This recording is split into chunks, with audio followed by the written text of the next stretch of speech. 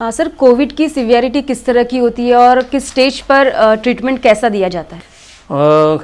Covid का treatment अभी government एक टास्क फोर्स बनी है जिसमें संजय ओक साहब है, लकड़ावाला साहब है, हाँ, हमारे डायरेक्टर मेडिकल एजुकेशन पीटी लाने साहब है ना, पीटी लाने साहब है।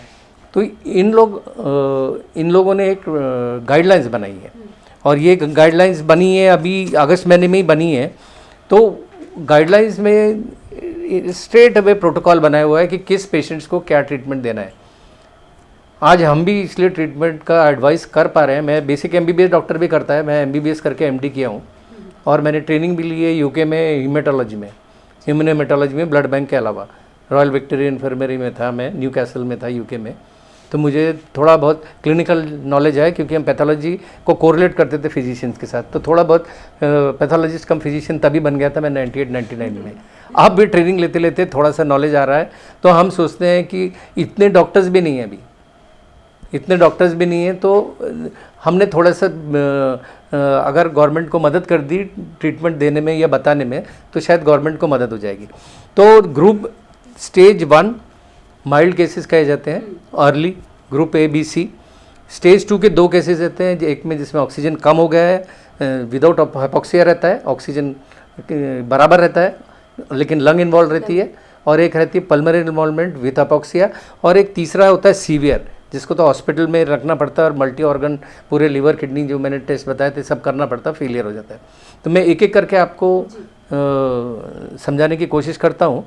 जो प्रोटोकॉल हमारा कोविड-19 का ट्रीटमेंट का ये सेट है, अगस्त महीने में हमने इसको टास्क फोर्स ने तैयार किया है। तो जैसे एक है स्टेज 1, इसमें 3 स्टेजेस में डिवाइड किया है, group 1, group A, group B, group C. तो जो आज हम सुनते हैं कि 90% ऑफ द पेशेंट्स यही बोल रहे हैं कि मेरे को तो सिम्टम ही नहीं है, हाँ, लेकिन फिर भी मुझे कोई ना कोई बीच में बोल देता है कि मेरे को बुखार है, मेरे को, वो तो छुपाते हैं कई लोग तो कि कोविड में कौन जाके, इसी के कारण ये केसेस बढ़ रहे हैं। और जो डेथ्स की मोर्टेलिटी रेट हमारी बढ़ी हुई है वो इसलिए बढ़ी हुई है क्योंकि ये लेट आ रहे हैं हमारे हॉस्पिटल्स में, छुपा रहे हैं, बताते नहीं। और फिर कुछ तो कारण ये भी है कि बेड्स की अवेलेबिलिटी नहीं है। अब वो छुपाने के बाद जब लास्ट स्टेज में जाते हैं और रात में जनरली हाइपोक्सिया ज़्यादा हो जाता है, तो वो स्टेज में ऑक्सीजन की कम हो जाती है। तो वो टाइम बेचारे फिर पेशेंट्स भी हॉस्पिटल टू हॉस्पिटल घूमते हैं। अभी एनएमसी ने सुविधा की है, गवर्नमेंट ने देखी है कि सबको बेड्स मिले, nobody should die for COVID and nobody should die for want of bed.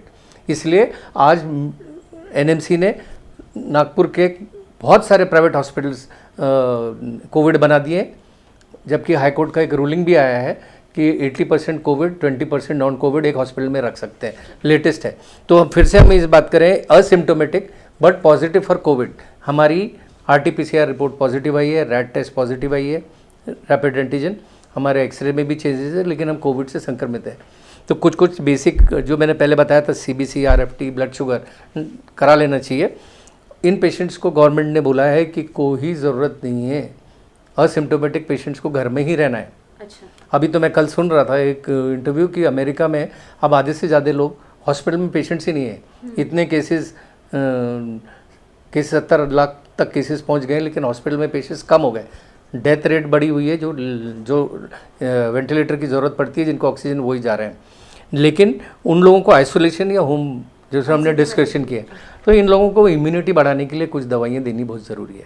इसमें से हम विटामिन सी, मैं फिर से रिपीट कर रहा हूँ सब पब्लिक के लिए कि जो अपने डॉक्टर से संपर्क करें और कम से कम विटामिन सी 500 mg की टैबलेट आती है, चूएबल आती है, अच्छे से ले सकते हैं आप, दिन में 2 बार, यानी 1000 mg आपको वो लेना है। ये आपको जिंक की टैबलेट्स आती हैं अलग अलग कंपनी की, उसका मिनिमम डोज 50 mg लेना है, माइल्ड और सिम्टोमेटिक। प्लस विटामिन डी, मैंने आपको पहले बोला था जिसके 20 से कम है, जिसका विटामिन डी लेवल्स, आजकल अपन सनलाइट में नहीं जाते, एसी में रहते हैं, तो अपन का विटामिन डी कम हो जाता है। और विटामिन डी एक अच्छा पार्ट है। विटामिन ए भी दिया जाता है बट ए प्रेस्क्राइब नहीं किया है। ये विटामिन डी 60,000 यूनिट्स हमने एक डोज ले लेना है। उसके बाद ये विटामिन डी का डोज पर वीक 60,000 8 वीक्स लेना है इसको। और ये विटामिन सी और जिंक ये कम से कम 15 दिन तो मिनिमम आपने लेना चाहिए। और घर में आपने टेम्परेचर मॉनिटर करना चाहिए।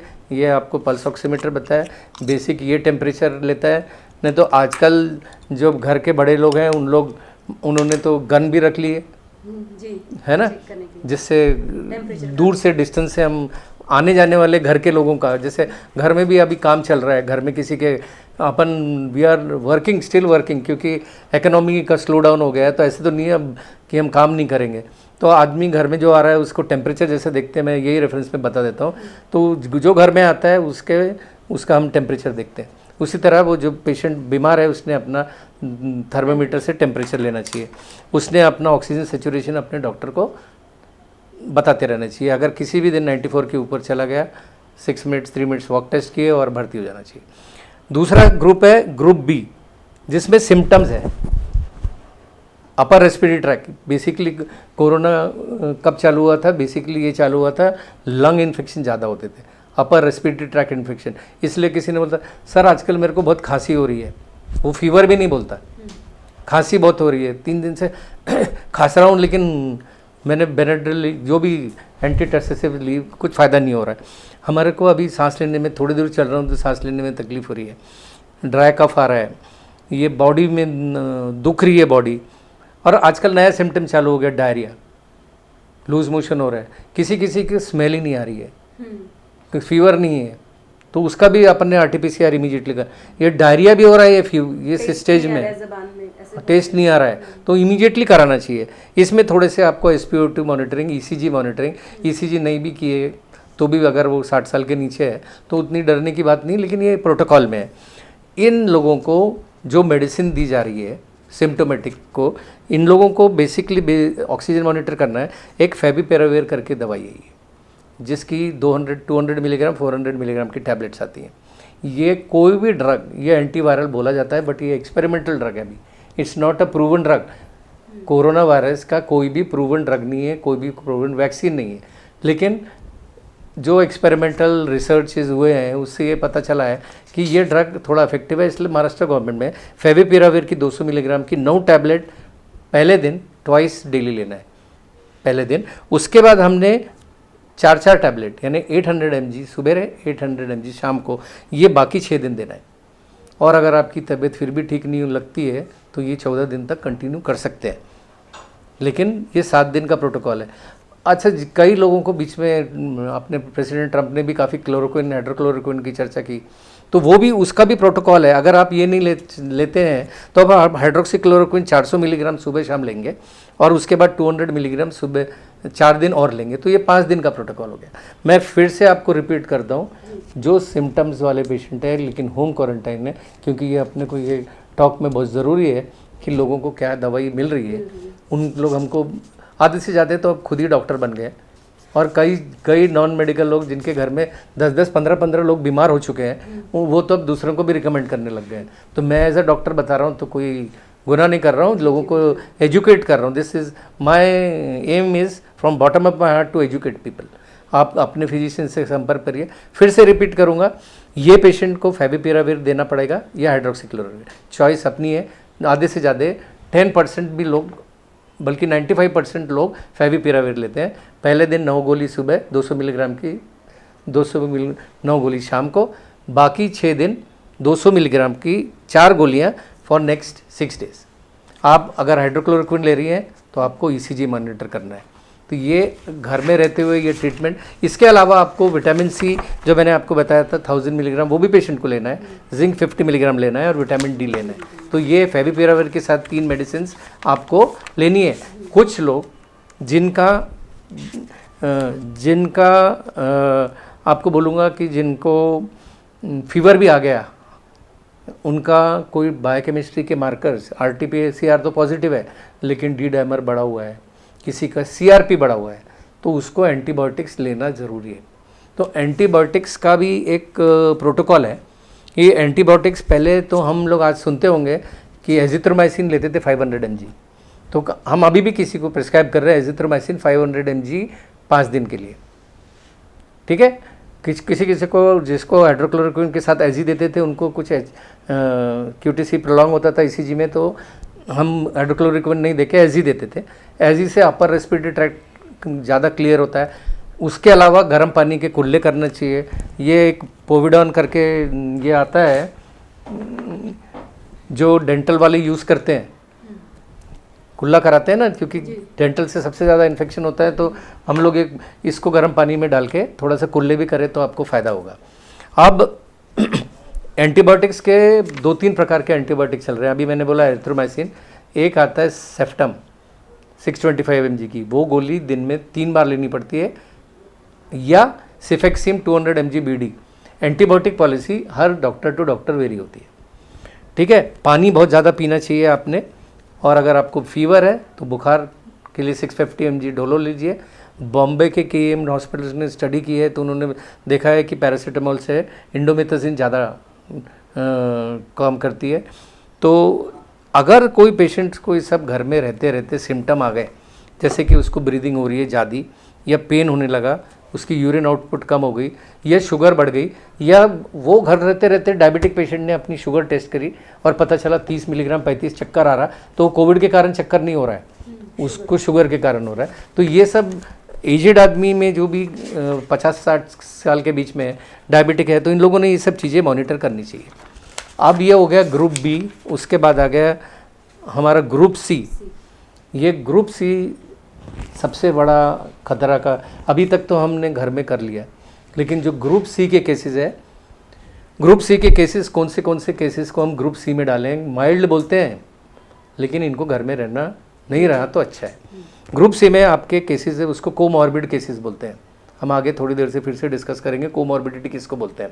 तो इसमें 60 साल के ऊपर जो भी मनुष्य है, मेल फीमेल, कोई डायबिटिक है, हाइपरटेंशन की बीमारी है, किसी को स्टेंट लगा हुआ है ना। अगर आपने स्टेंट वाले पेशेंट की कोविड की तो दवाई दे रहे हो और उसका ख्याल नहीं रखा तो स्टेंट ही ब्लॉक हो जाएंगे, तो आपने उसका भी ख्याल रखना है।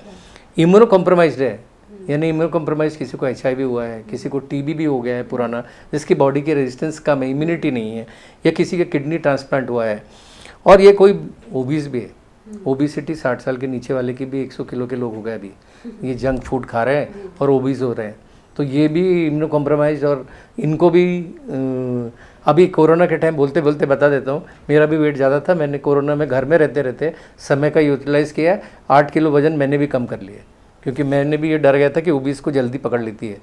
तो anyhow, group C patients के भी बेसिक कुछ टेस्ट हैं, जिसके अलावा अपने को EBG, ECG, random blood sugar, ferritin, D dimer, जिसके मैंने विशेष किया था, LDH, ट्राइग्लिसराइड, ECG वगैरह करना चाहिए। इन लोगों का भी डोज अगर घर में भी रह के, कई लोगों ने दिल्ली में, नागपुर में तो लोग, कुछ लोग घर में रह रहे हैं, जिनके बड़े बड़े बंगले हैं, जिनके 18-18, 20-20 रूम हैं, घर में नौकर चाकर है, उन लोगों ने तो घर में रह के भी इलाज कर लिया है। बेशर्त रोज़ डॉक्टर को रिपोर्ट करें। इन लोगों को भी हमको फैविपिराविर की जो मैंने डोज बताई है, फिर से रिपीट कर रहा हूँ, 9 टैबलेट पहले दिन सुबह, 9 टैबलेट शाम को। अगर आपको एसिडिटी की तकलीफ़ है तो उसमें पेन 40 की गोली ले लीजिए सुबह खाली पेट, तो उससे एसिडिटी की तकलीफ़ नहीं होगी। उसके बाद 4-4 टैबलेट 6 दिन, ये पूरे 14 दिन तक रिपीट हो सकती है। Vitamin C, zinc, vitamin D, और बाकी टेस्ट करते रहना चाहिए। तो फिर से हम इस स्टेज पे आते हैं कि we have discussed mild early infection group ABC, क्या प्रोटोकॉल है, क्या मेडिसिन लेना है, हमने आपको पूरा संक्षिप्त में बता दिया। लेकिन इस स्टेज के बाद आपका SpO2 level, oxygen saturation level 94 की चला गया, आपका वॉक टेस्ट पॉजिटिव हो गया, तो हमने हॉस्पिटल में शिफ्ट करने का समझना चाहिए। जो हमारे वरिष्ठ लाने साहब है, संजय ओक साहब है, डॉक्टर साहब हैं, ये लाकड़वाला साहब ने जो गाइडलाइंस बनाई है, बाकी उसमें सब मेंबर्स भी है, मैं सबके नाम नहीं ले सकता। उसके स्टेज 2 के 2 पार्ट है, A और B।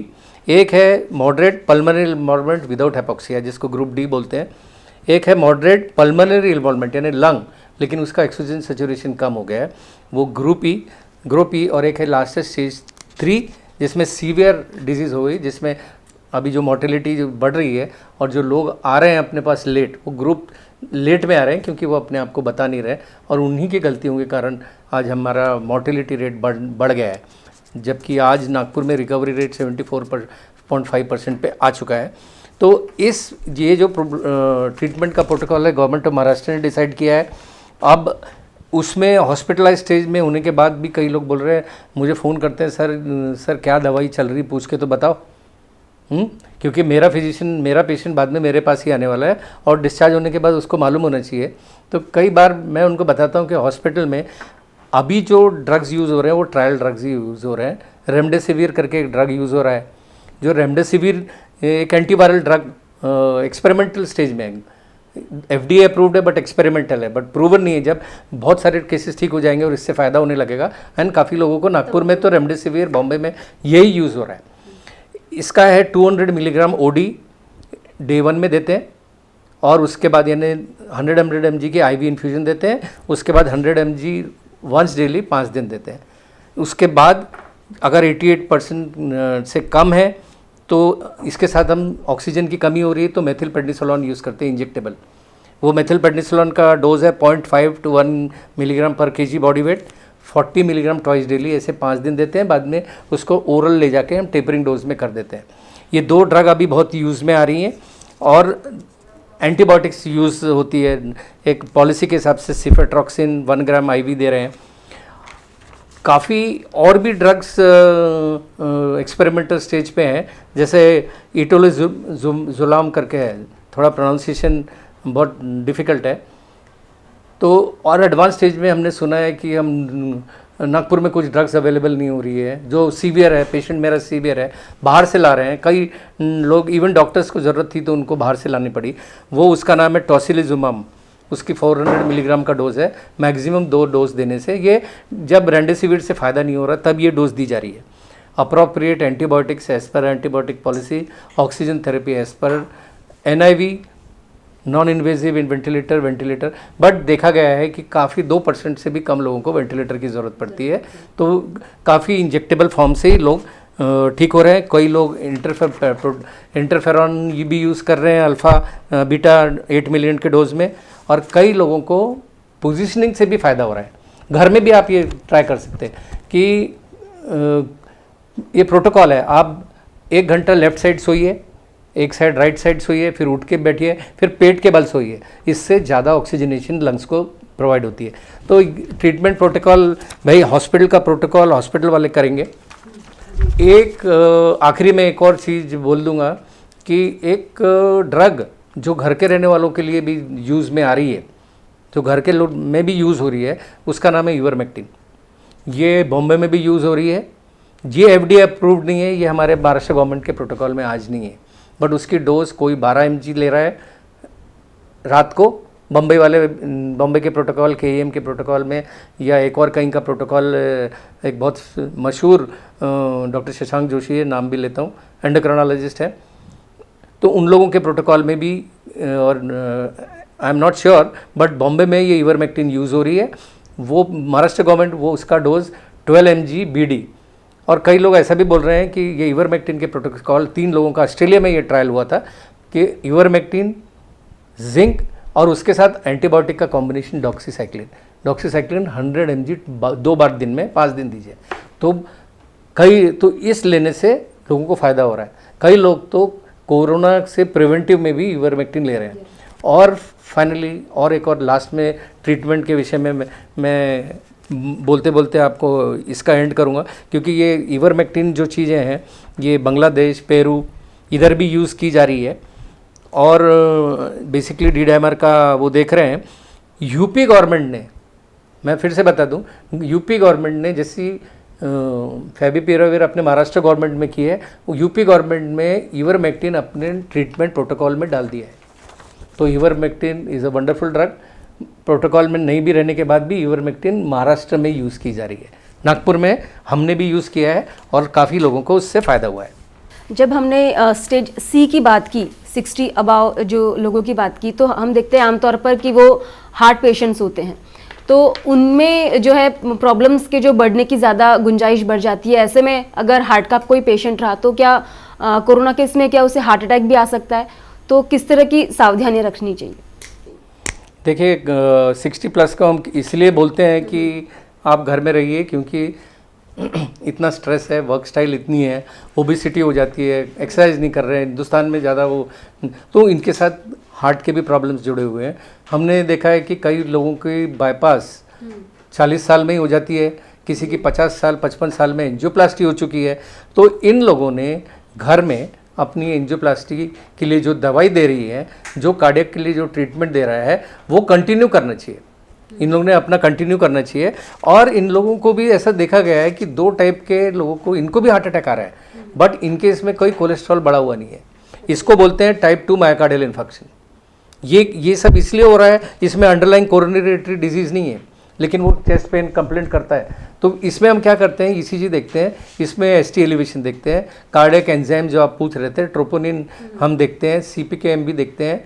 और अगर ये वैल्यूज़ बड़ी हैं तो इनको इमीडिएटली मायोकार्डियल इन्फेक्शन या एंजाइना भी हो सकता है, एंजियोप्लास्टी भी हो सकती है।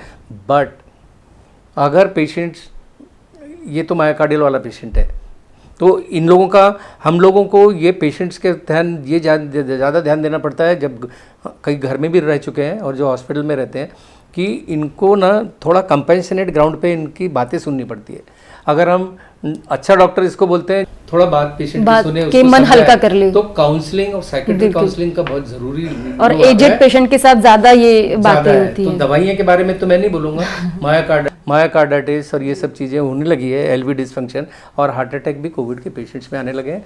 इन लोगों ने अपना रेगुलरली ब्लड प्रेशर की जांच करते रहना चाहिए, रेगुलरली ऑक्सीजन सैचुरेशन करना चाहिए, और जैसी भी तकलीफ होती है, रात बेरात भी तकलीफ होती है, अपने डॉक्टर को बुलाइए, हॉस्पिटल में भर्ती हो जाइए, बट लास्ट मिनट तक 60 ईयर्स एंड अबव वाले घर में रहना ही। शुगर के पेशेंट्स की अगर बात करें, उनकी इम्यूनिटी में तो वैसे ही काफ़ी फ़र्क नज़र आता है, कमज़ोर हो जाती है, तो उनके लिए क्या बताएंगे आप? डायबिटिक पेशेंट्स, ये गेम ऑफ नंबर्स है, मेरी शुगर इतनी आई, मेरी उतनी आई।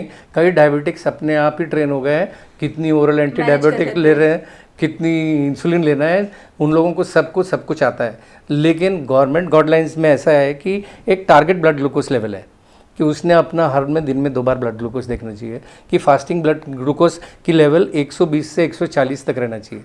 मैंने एक पेशेंट देखा है जिसका कोविड कुछ नहीं था, लेकिन डायबिटिक्स के कॉम्प्लिकेशन, उनकी शुगर 35 हो गई। उस शुगर के कारण उनको वहाँ भर्ती करना पड़ा। एल्डरली थे, नहीं तो हिम्मत वाले थे। तो शुगर घर में अगर मॉनिटर नहीं करते तो वो क्या हुआ, चक्कर आ रहा था, कन्फ्यूजन हो गया, चक्कर आके गिरने लगे, कुछ बोलने लगे, बकबक करने लगे। तो हमने पहली चीज़ क्या करना चाहिए कि वो घर में पहले तो उसको शुगर, घर में अपने पास ग्लूकोज का पाउडर है, शक्कर है, ये कुछ भी चीज़ें, मीठी चीज़ खिला देना चाहिए। इन लोग डायबिटिक्स लोग लगते हैं ना। और पोस्ट मील की शुगर 140 to 80, इसमें हाइपोग्लाइसीमिया, शुगर कम होना डेंजरस है। थोड़ी हायर साइड शुगर रही तो चलता है। वार्ड में इनको इंसुलिन दिया जाता है, जल्दी इंसुलिन चालू करते हैं, और इंसुलिन के भी डोज है 50 units of insulin in 50 ml of normal saline. इनका डिहाइड्रेशन बराबर होना चाहिए, 100 ml normal saline per hour देना चाहिए। और कुछ ड्रग्स ऐसा जुडिशियसली इनके इसमें स्टेरॉयड यूज़ नहीं करना चाहिए। स्टेरॉयड से क्या होता है, शुगर बढ़ती है, तो शुगर नहीं। और ऐसा भी बोला गया है कि मेटफॉर्मिन जो ओरल वाले हैं, मेटफॉर्मिन डायबिटिक्स लोग ना लें तो बेटर है, डायबिटिक्स लोग। और अपने डायबिटोलॉजिस्ट से पहले कंसल्ट करें। ये अगर कोई स्पेशलिस्ट है, एंडोक्रोनोलॉजिस्ट है, एमडी फिजिशियन है, जो आपको देख रहा है, जिसको आपकी नर्व्स अच्छे से मालूम है, उसको ये चीज़ें मालूम होना बहुत ज़रूरी है कि मेरे पेशेंट को क्या हो रहा है और उसका क्या इलाज करना है। ऐसा नहीं होना चाहिए कि पेशेंट कोविड से नहीं, मोर्टेलिटी हो गई और डायबिटीज़, कोविड के चक्कर में डायबिटीज़ से ही चला गया। अस्थमा पेशेंट की बात करें तो वैसे भी उन्हें ब्रीदिंग में प्रॉब्लम होती है, और कोरोना पेशेंट के सिम्टम्स भी कुछ ऐसे ही नज़र आते हैं, तो उनके लिए क्या बताएंगे आप? अस्थमा, देखिए बेसिकली तो ये लंग का ही बीमारी थी पहले। ये सीवियर एक्यूरेटरी रेस्पिरेटरी इन्फेक्शन, इसमें रेस्पिरेटरी का अब मल्टी ऑर्गन होने लगा। जैसे ब्लड प्रेशर वाले पेशेंट का रहा तो उसकी किडनी डैमेज होने लगी, डायबिटीज़ वालों को आँख से दिखता नहीं है, उनकी भी किडनीज में प्रॉब्लम आ जाता है। तो इन लोगों के लिए क्या है कि इन लोगों ने अपना ऑक्सीजन सैचुरेशन लेवल देखना चाहिए। जो अपनी एंटी ब्रांकियल अस्थमा वाले जो पेशेंट ले रहे हैं, जो नेबुलाइजर्स ले रहे हैं, जो अपने इनहेलर्स ले रहे हैं, जो भी दवाई ले रहे हैं, डेरिफाइलिन ले रहे हैं, सैल्ब्यूटामोल ले रहे हैं, जिसको जो सूट हो रही है, उन्होंने अपनी दवाइयाँ कंटिन्यू करना चाहिए। अभी आपको बता दूं कि जो अपन ने सीटी चेस्ट के बारे में बात की थी, तो अब क्या हो रहा है कि उन लोगों का एक कि कोविड तो चलेगा 6 महीने, कब तक चलेगा मालूम नहीं, लेकिन लंग्स को बहुत इंजरी होने लगी है। तो एक लोगों ने अभी ये भी चालू किया है कि भैया एंटी फाइब्रोटिक ड्रग्स क्या है, जिससे लंग्स में फाइब्रोसिस ना हो। तो एक्सपेरिमेंटल ड्रग्स वो भी आ गए हैं। जैसे एक ड्रग है परफिनाडोन, परफेनाडोन एक एंटीफाइब्रोटिक ड्रग है, कई लोग विदेश में ट्रायल ले रहे हैं, हम हिंदुस्तान में अपने प्रोटोकॉल में भी नहीं है। परफेनाडोन के डोजेस दे रहे हैं, लेकिन किस टाइम देना, कितनी क्वांटिटी में देना कि उससे नुकसान ना हो। लेकिन ऐसा टाइम ज़रूर आने वाला है कि कोरोना ठीक हो जाएगा। लेकिन जैसे भोपाल गैस ट्रेजेडी में आज भी लोग क्लिनिक से अपनी गैस ट्रेजेडी के, ऐसे हमारे पोस्ट कोविड क्लिनिक्स भी रहने वाले हैं। उसमें लंग हमारे को चलने में नुकसान हो रहा है, थक रहे हैं, तो वो टाइम हो सकता है कि आपको लंग क्लिनिक्स मिलेंगे, पोस्ट लंग क्लिनिक्स मिलेंगे, आपको एंटीफाइब्रोटिक ड्रग्स देनी पड़ेगी और ये सब पेशेंट्स के लिए आपको ट्रीटमेंट करना पड़ेगा। तो मुझे ऐसा लगता है इतने काफ़ी एल्डरली पेशेंट्स के बारे में, और अगर किसी का ट्रांसप्लांट हुआ है, किसी के तो उन लोगों ने तो किसी से बाहर कभी निकलना नहीं है, डोनर ने भी नहीं निकलना है जिसने डोनेट किया है। और एल्डरली बच्चे, कैंसर पेशेंट्स बिल्कुल अलग रहें, घर से बाहर बिल्कुल ना निकलें। 6 महीने भी घर में रहे तो कुछ नहीं है, अच्छे आदमी तक भगवान की किताबें पढ़ें, अच्छे गाने सुने, मनोरंजन करें, डिप्रेस कोई ना हो। ये कोरोना से हमारी जीत होने वाली है। हार्डली 2% मॉर्टेलिटी रेट है। ये एक समय आया था, एक समय चले जाएगा, बस उतना ही है। सर, आमतौर पर देखते हैं कि अगर हम किसी कोरोना पॉजिटिव के संपर्क में आते हैं, कांटेक्ट में आते हैं, तो काफ़ी माहौल में डर आ जाता है। तो ऐसे में अगर कोई उनके कांटेक्ट में आता है तो उन्हें किस तरह के टेस्ट कराने चाहिए? देखिए, अगर कोई ये देखा गया है, जैसे अगर छोटा घर है, क्राउडेड प्लेस है, तो वहाँ रहने की भी जगह नहीं है। एक खोली में 4-4 लोग रह रहे, बम्बई में, धारावी में यही हुआ, इसीलिए धारावी में इतने केसेस बढ़े, ओवर क्राउडिंग थी। आप कई गरीब घर हैं जिन लोग इतना अफोर्ड नहीं कर सकते, जिसके 4-4 रूम नहीं है, लेकिन ऐसे लोगों ने इमीडिएटली पहले तो अपने सेंटर में जाके RT-PCR टेस्ट नहीं करा सकते तो NMC में जाके अपना टेस्ट करा लेना चाहिए। इम्यूनिटी के कारण, इम्यूनिटी बढ़ाने के लिए आपने विटामिन C, फिर से बोल रहा हूँ, 500 mg की 2 गोलियाँ, जिंक 50 mg और एक शॉट विटामिन D का ज़रूर हर एक लोगों ने लेना चाहिए। बाकी लोगों ने, घर के बाकी लोगों ने जो क्वारंटाइन में हैं, उनको बहुत चांसेस है कि इन लोगों का चांस हो सकता है, तो इन लोगों ने टेस्ट ज़रूर कराना चाहिए। और अपने जब टेस्ट करा लिए और जैसा टेस्ट आता है उस जो ग्रेड में वो जाते हैं, ग्रेड 1, ग्रेड 2, ग्रेड 3, या जिस इन्फेक्शन के दौरान वो अगर संक्रमित होते हैं, नहीं हुआ तो भगवान की दया। लेकिन 17 डेज़ घर में रहना का आपको मैंने पहले बता दिया है, they have not to mix. Discharge की पॉलिसी के बारे में क्या बताएंगे? डिस्चार्ज होने के बाद कितना ज़रूरी होती है RT-PCR की टेस्ट कराना? गवर्नमेंट गाइडलाइंस के हिसाब से तो 10 दिन का आइसोलेशन है, 7 दिन का आपको फिर से क्वारंटाइन है। गवर्नमेंट पॉलिसी ये बोलती है कि जो वायरस है हमारा सार्स कोरोना-19 वायरस, ये 10 दिन बाद मर जाता है, उसके बाद डेड वायरस आती है। डेड वायरस होने के कारण टेस्ट हो सकता है पॉजिटिव ना आए, और यह कभी कभी पॉजिटिव भी आ सकता है। 10 दिन मैक्सिमम टेस्ट की पॉजिटिविटी आती है, जो मैं पहले बोला था कि 63% पॉजिटिव आता है, 67 और 33 नेगेटिव आता है। तो वो जो पॉजिटिव आता है वो maximum 5th to 9th day में इन्फेक्टिविटी। और ये जो मैंने आपको 10 दिन बताया, वो कैसे गिनते हैं? टेस्ट से नहीं गिनते हैं, वो डेट ऑफ सिम्टम। आपको 3 दिन से बुखार है, आप छुपा रहे हो, आप चौथे दिन आए तो पॉजिटिव आए, तो टेस्ट भी अपने को चौथे से 9वें दिन में ज़्यादा पॉजिटिव आते हैं। सबसे डेंजरस पीरियड है साइटोकाइन स्टॉर्म जो होता है, जिसमें स्टेरॉइड सब और हम हेपेरिन वगैरह देते हैं, वो भी 10वें दिन आता है, 8वें-10वें दिन। तो 10 दिन का ही पीरियड खतरनाक पीरियड होता है। जैसे पहले बोलते थे ना, हार्ट अटैक आ गया 48 घंटे में, रिलेटिव को बताओ बहुत सीरियस है। तो कोरोना का एल्डरली हाई रिस्क में 10 दिन का थोड़ा समय, थोड़ा 2% मॉर्टेलिटी है, कोई गंभीरता नहीं है, लेकिन ये ठीक हो जाएगा। आपने टेस्ट कराना ज़रूरी नहीं है, लेकिन फिर भी आपको फिर से बताऊं कि आज इंटरनेशनल ट्रैवलर्स है, गवर्नमेंट ने हर एक स्टेट की गाइडलाइंस बना दी है कि क्वारंटाइन कौन रहेगा। अगर कोई इंडिया से आता है, कंट्रीज डेजिग्नेट हो गई है कि बांग्लादेश, हांगकांग, अमेरिका, श्रीलंका, जहाँ से जो लोग आ रहे हैं। सर, आमतौर पर एक व्यूअर्स का हमेशा से एक सवाल होता है जो मैं आपसे पूछना चाहती हूँ कि एक बार कोरोना होने के बाद क्या दोबारा चांसेस होते हैं उसके होने के? बॉडी के इम्यूनिटी के ऊपर डेवलप करता है, इसलिए हम लोग आजकल क्या कर रहे हैं, जो कॉमन पब्लिक है, 30 लाख पब्लिक है, अगर उन लोगों ने भी विटामिन C, जिंक और डी का यूज़ किया। और आज तो मैंने टीवी में सुन रहा था कि च्यवनप्राश का भी रिकमेंड हो गया है, और कुछ आयुर्वेदिक योगा ये रिकमेंड हो गया है गवर्नमेंट ने कि अगर अपनी इम्यूनिटी बढ़ाना है तो अगर ये इनकी इम्यूनिटी अच्छी रही तो इनको रीइन्फेक्शन नहीं होगा। लेकिन इम्यूनिटी, ये रीइन्फेक्शन होगा या नहीं होगा ये आपके एंटीबॉडीज़ डेवलप के ऊपर पता लगता है कि आपकी प्लाज्मा में एंटीबॉडीज़ कितनी डेवलप हुई है।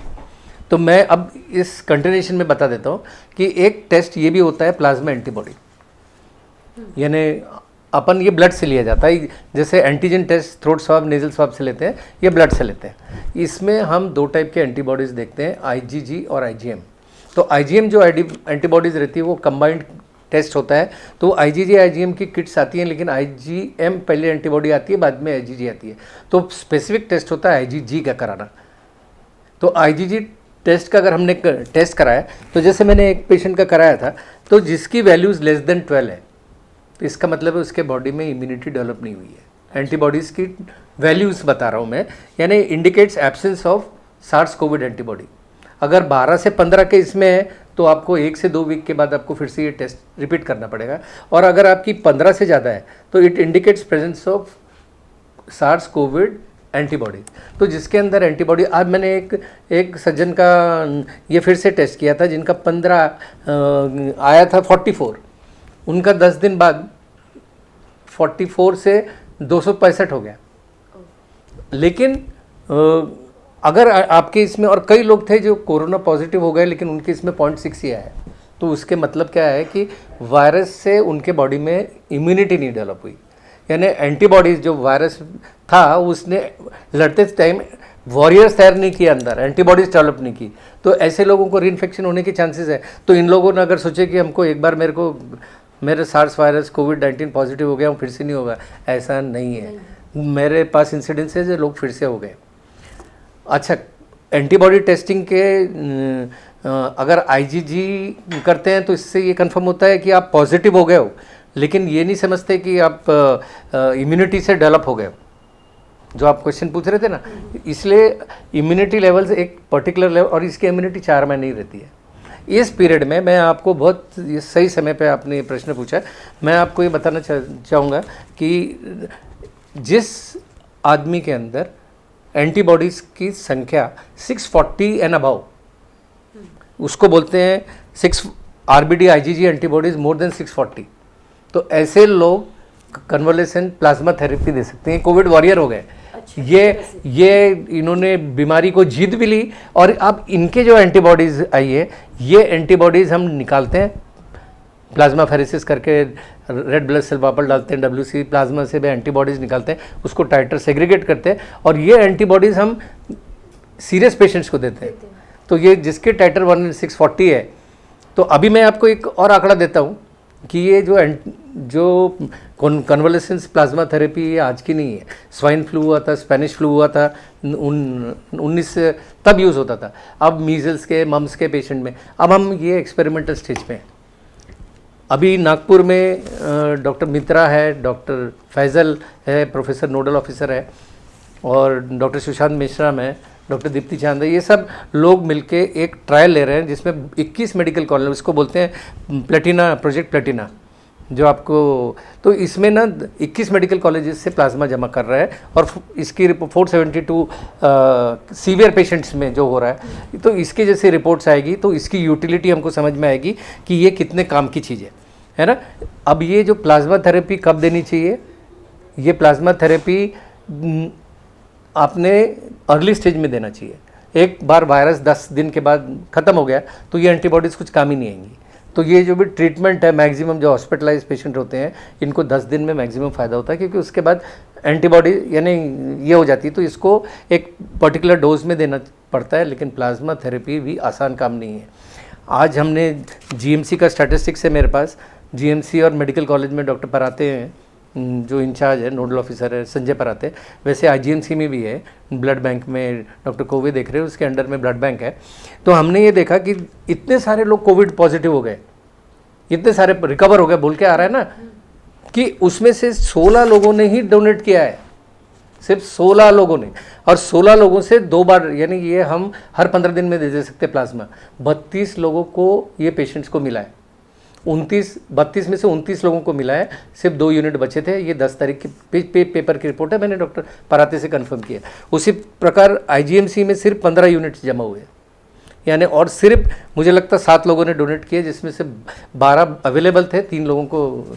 ये ग्रुप स्पेसिफिक होता है और इसकी बहुत सोच समझ के जो ब्लड बैंक इंचार्ज होता है, मैंने भी ब्लड बैंक में यूके में काम किया है, तो और ब्लड बैंक वाला ही समझ सकते हैं कि उसको देना नहीं देना, कौन से टाइम देना, क्योंकि उससे लंग्स के भी ऊपर भी trolley, taco, febrile reaction, non febrile reactions, allergic reaction होते हैं, क्योंकि उसके अंदर भी एंटीबॉडीज़ होती है। तो प्लाज्मा थेरेपी भी मेडिकल कॉलेज में प्लेटिना प्रोजेक्ट चल रहा है। ये बहुत हमारे लिए नागपुर ये गर्व की बात है, और इसका ये नागपुर गवर्नमेंट मेडिकल कॉलेज में हो रहा है। अच्छा, अगर बाहर के लोगों को अगर प्लाज्मा चाहिए है तो उसका एक प्रोटोकॉल है, एक उनको रिक्वेस्ट देनी पड़ती है, वहाँ की कमेटी होती है, कमेटी डिसाइड करती है कि तुम्हारे को प्लाज्मा सीवियर है कि नहीं है, उसकी सब वैल्यूज़ रिपोर्ट उनको मेल करना पड़ता है, डीन डिसाइड करता है और 4 घंटे में बोल देता है कि प्लाज्मा अवेलेबल है, तो हम प्राइवेट में भी लोगों को बेनिफिट हो सकता है। सर, प्रेग्नेंट लेडीज़ की बात करें तो उन्हें क्या आप सजेस्ट करेंगे? प्रेग्नेंट लोगों को हमने पहले ही बताया था कि जिस घर में पॉजिटिव आता है, जो संक्रमित होता है, उसको आइसोलेट होना चाहिए। उसने एल्डरली के साथ नहीं होना चाहिए, उससे अच्छा बच्चों के साथ भी नहीं होना चाहिए, उसी तरह प्रेग्नेंट लेडीज़ से भी दूर रहना चाहिए। ये प्रोटोकॉल गवर्नमेंट का ये है कि जैसे अभी हम डिलीवरी करा रहे हैं या कोई भी सर्जरी करा रहे हैं, तो आजकल कोविड RT-PCR टेस्ट कराना चाहिए कि जाने अनजाने में उनके घर के से या वो कहीं गलती से संक्रमित हो गई तो उनका भी इलाज किया जाता है। लेकिन अभी सीजर हो रहा है, ये नॉर्मल, डॉक्टर भी, मैंने एक डॉक्टर देखा है, नाम नहीं लेना चाहता, जिसका वो खुद पॉजिटिव हो गई, उसको पता ही नहीं चला कि कौन सा पेशेंट प्रेग्नेंट आ गया। तो प्रेग्नेंट लोगों में भी ये पाया जा रहा है, और प्रेग्नेंट लोगों ने का अब ये प्रोटोकॉल हो गया है कि जैसे आप डेट है, कोई मुहूर्त से डिलीवरी कराता है तो वो, हाँ, तो वो 3 दिन पहले भर्ती होने के पहले RT-PCR की रिपोर्ट चाहिए। जिस तरह मैं आपको तभी भी बता रहा था कि इंटरनेशनल पेशेंट्स का जो आपने प्रश्न किया था कि RT-PCR फिर से कराना चाहिए कि नहीं, गवर्नमेंट के, क्योंकि इतना बड़ा देश है, हमारी मॉनिटरिंग फिजिबल नहीं है, इसलिए हम लोग डिस्चार्ज करने के टाइम नहीं करते और ये प्रिज्यूम करते हैं कि वो निगेटिव है। लेकिन आज हमको हांगकांग जाना है या हमको US जाना है, तो ट्रैवल करने के 3 दिन पहले पे हमारे पे एक ISO सर्टिफाइड लैब से रिपोर्ट चाहिए कि ये पेशेंट नेगेटिव है, न तो वो टिकट नहीं मिलती है, इसको टिकट लोड करनी पड़ती है RT-PCR की। तो पॉजिटिव वाले को भी रिपीट कराना जरूरी है, कुछ सकमसन। सर, बात अगर वैक्सीन की जाए तो 6 से 7 महीने हो गए हैं इंडिया में कोविड-19 को आए हुए। मार्च महीने में हमें इसकी जानकारी मिली थी, 7 महीने हो गए हैं, हम लगातार लड़ रहे हैं। लेकिन सभी के मन में एक ही क्वेरी है कि वैक्सीन का क्या, वैक्सीन कब तक अवेलेबल हो सकती है, अगर हो भी गई तो मतलब जो मिडिल क्लास फैमिली है उन तक कब तक आने की गुंजाइश ज्यादा है? मिडिल क्लास और सब तक, क्योंकि जो लोग ले सकते हैं वो तो सबसे पहले हाथों हाथ वही खरीद लेंगे। बात हमारी मिडिल क्लास फैमिली की आती है, तो उसके लिए क्या? आज का लिटरेचर मैंने देखा तो 171 कंपनियां वैक्सीन बनाने में लगी हुई हैं। हमारी सीरम इंस्टीट्यूट जो पूना वाले हैं और गवर्नमेंट एजेंसीज, कई प्राइवेट एजेंसीज वैक्सीन बना रही हैं। लेकिन वैक्सीन के ट्रायल्स अभी हमने पढ़े थे कि कुछ दिन पहले कि जिस आदमी को वैक्सीन के ट्रायल बंद भी हो गए। तो ये वैक्सीन जैसे अभी रशिया में सुना है कि बन गई है और मार्केट में आने की है, तो मुझे ऐसा लगता है कि ये अभी हम 2nd फेज़ ऑफ ट्रायल में हैं। पूरे कंप्लीट 3 फेजेस होते हैं इसके, 3 फेज़ के ट्रायल में अभी तक हम पहुँचे नहीं हैं। ये कम से कम ये वैक्सीन अवेलेबिलिटी, मुझे लगता नहीं है कि एक बार ट्रायल हो गया, जैसे वायरस हम वैक्सीन खुद को डालते हैं, उसमें अगर किसी को रिएक्शन हो गया तो वैक्सीन नहीं बन पाती है। जैसे तो हमको ऐसा लगता है कि दिसंबर तक वैक्सीन तैयार होने की संभावना है। उसके बाद 3 महीने अप्रूवल के बाद उसको मैन्युफैक्चर होगी, तो ये मार्च तक फिर मार्केट में आएगी। और जहाँ तक का आपका प्रश्न है, 130 करोड़ की जनता है इंडिया में, वर्ल्ड में कितने करोड़ है, तो हर एक आदमी के संभव है, ये नहीं है, ये अभी कोई उसको प्रेडिक्ट नहीं कर सकता कितनी सक्सेसफुल होगी। जितने भी ड्रग्स दे रहे थे हम, आपको तभी भी बताया कि रेमडेसिविर दे रहे हो या टोसिलजुमाब दे रहे हो, जुलामब दे रहे हो, ये सब एक्सपेरिमेंटल ड्रग्स है। एक ही चीज़ है जो अभी वायरल के अगेंस्ट लड़ रही है, कोरोना वायरस के, वो है प्लाज्मा एंटीबॉडी, वही कोविड वॉरियर है, वही वैक्सीन का रिप्लेसमेंट समझो। तो मेरी ये स्टेज पे ये भी अपील है कि जितने लोग पॉजिटिव हो गए हैं, ये मेडिकल कॉलेजेस में जाएं, प्राइवेट ब्लड बैंक में जाएं और डोनेट करें। 10 में से एक भी का भी टाइटर 600, 100 में से 2 भी नहीं आ रहे। लोग अच्छे हो गए तो लोगों की मदद करें। जैसे हम ब्लड डोनेट करते थे ना, वैसे अगर हम प्लाज्मा डोनेट करें, जिसके 640 उनकी टेस्ट होंगी, 640 के बहुत कम लोग मिलेंगे, लेकिन जितने भी लोग, 1-2 मेडिकल कॉलेज में मिला के 16 और 7 सिर्फ अभी कितने हुए, 23 और कितने पॉजिटिव हो गए। तो मेरी जनता से हाथ जोड़ के अपील है कि आप जो भी हो गए कोविड वॉरियर्स बन गए, everybody is proud that you fought the battle, but you fight the battle, donate and save many lives, that will save. Vaccines बहुत सारे प्रकार की आ गई है, सिर्फ शॉर्ट में बता दूंगा लास्ट में जाते जाते। एक DNA RNA की वैक्सीन है, एक लाइव एटेन्यूएटेड वायरस है जिसमें वीकर पोर्शन ऑफ वायरस आता है, जैसे वो MMR वैक्सीन था। एक इनएक्टिवेटेड वायरस वाली वैक्सीन आती है जो पोलियो में दी जाती थी। एक सब यूनिट वाली वैक्सीन है जो हेपेटाइटिस की, HIV की वैक्सीन बनी है। एक वेक्टर वैक्सीन है जैसे बोला है। तो ऐसे 5 प्रकार के अप्रोचेस से 171 कंपनियां और गवर्नमेंट लड़ रही है वैक्सीन बनाने की। हमें उम्मीद है कि ये जल्दी ख़त्म हो जाएगी। जाते जाते मैं आप सभी को ये बोलूँगा, आपने काफ़ी TV में सुना होगा, टेक होम ये मैसेज है कि क्राउडेड प्लेसेस में मत जाएं। ये अभी आखिरी का 1 महीना, मैं सितंबर में नहीं बोलूँगा, 15 अक्टूबर तक क्राउडेड प्लेसेस में ना जाएं। जो भी जाएं वो पूरा तरीके से मास्क पहने, मास्क पहन के आप N95 टाइप का मास्क यूज़ कीजिए, ग्लव्स पहनिए। हमने ग्लव्स भी जहाँ ज़रूरत पड़ती है, क्योंकि स्टील का जो आप दरवाजे का नॉब होता है 3 दिन तक उसमें वायरस चिपका रहता है, एयर में 3 घंटे लगा रहता है। तो ये जो ग्लव्स पहनेंगे उतार दीजिए। सबसे ज़्यादा 20 सेकंड से 40 सेकंड तक हाथ धोइए। सैनिटाइज कर फ्रीक्वेंटली अपनी जेब में, जैसे ये छोटी बॉटल मैं लेके घूमता हूँ जेब में, कहीं भी गए किसी को भी दे देता हूँ, वो सैनिटाइज करिए। और वैक्सीन से ज़्यादा भी आप डोनेट करिए। जाते जाते मैं सभी को विदर्भ TV को धन्यवाद देता हूँ। चेतना मैडम, आपने समय निकाल के ये नॉलेज एजुकेशनल सीरीज़ बनाने की जो कोशिश की है उसके लिए धन्यवाद देता हूँ। और मैं चाहता हूँ कि लास्ट में मैं धन्यवाद देने के टाइम 2 मिनट मौन रखना चाहूँगा। उन कोविड वॉरियर्स को श्रद्धांजलि देते हुए मेरा प्रोग्राम ख़त्म करूँगा। जैसे कि पूरे विश्व में 9.28 लाख वर्ल्ड में लोगों ने जान गंवा चुके हैं। USA में करीब 1.98 लाख, फिर से रिपीट कर रहा हूँ। इंडिया में 79,754, महाराष्ट्र में 29,531 और नागपुर में 1769। इसमें से काफ़ी डॉक्टर्स हैं, 106 डॉक्टर्स की मौत हो चुकी है। नागपुर में मैं अपना करीबी दोस्त जो MD मेडिसिन थे उनको श्रद्धांजलि देते हुए, वो एक तो मेरा फ्रेंड US अबू धाबी में था, सुधीर वाशिमकर MD मेडिसिन, वो अबू धाबी में डेथ हो गई उसकी, मैं उसके साथ था वहाँ। उसकी गवर्नमेंट ने, वैसे मैं गवर्नमेंट को भी अपील करूँगा, उसके गवर्नमेंट ने उसके दोनों बच्चों का MD का एजुकेशन उनके सर पे ले लिया है। उसमें करोड़ों रुपए, यानी 5-6 करोड़ रुपए गवर्नमेंट दे रही है उनको, उनके बच्चों का एजुकेशन MD करने के लिए। उसी तरह एक नरेंद्र महेश करके मेरा दोस्त टेकानाका में था MD, उसकी भी नारे रोड पे क्लिनिक, उसकी डेथ हो गई। एक हमारे टीचर थे संजय पुरी, उसकी डेथ हो गई। तो ये और भी कई डॉक्टर्स की डेथ हो गई महाराष्ट्र। सभी के डॉक्टर्स और नॉन डॉक्टर्स जितने भी कोविड वॉरियर्स, श्रद्धांजलि, उनको श्रद्धांजलि देते हुए आप लोगों ने, मैंने एजुकेशन के हिसाब से अपनी आप लोगों को ज्ञान बांटने की कोशिश की। आप सब लोग सोशल डिस्टेंसिंग, मास्क और क्राउडेड प्लेसेस पे ना जाएं और सब लोग कोविड फ्री रहें, ऐसी अपेक्षा करते हुए मैं आपको धन्यवाद देता हूँ। Thank you sir. मैं विदर्भ TV की ओर से और हमारी पूरी टीम की ओर से आपकी बहुत बहुत शुक्रगुजार हूँ कि आपने हमारे लिए समय निकाला और अपना नॉलेज जो है हमारे साथ शेयर किया। और यकीनन डॉक्टर राकेश श्रीवास्तव ने जो आपको बातें बताई, आपको जो मेडिसिन प्रिस्क्राइब किए, उससे आपको काफ़ी मदद मिली होगी। तो आज का ये शो करने का हमारा बस मकसद ये था कि हम बहुत सी बातें करते हैं कोविड-19 के वायरस को लेकर कि क्या करना चाहिए, क्या नहीं करना चाहिए, लेकिन प्रॉपर ट्रीटमेंट किस तरह से होगी मेडिकल की, उसके बारे में जानकारी नहीं थी। तो वो जानकारी देने की एक छोटी सी हमारी एक कोशिश है।